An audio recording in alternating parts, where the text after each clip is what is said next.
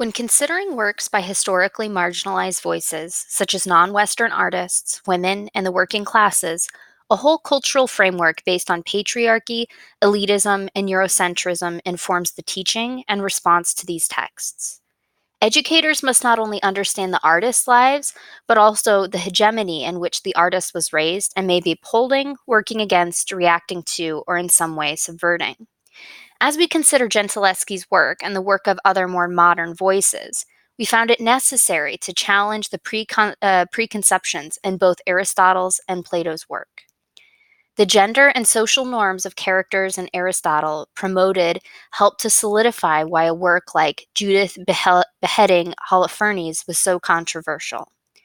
In Plato's work, the philosophy contains an undermining quality regarding how to educate people in terms of virtue by assuming that people cannot think critically and need some experts to determine what should and should not be taught.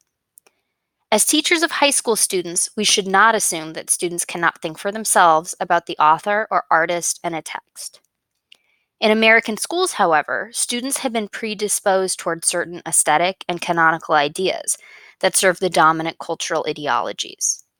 As educators, we must purposefully and clearly teach students to challenge hegemonic constructs to allow a more equitable and responsive study of art and literature.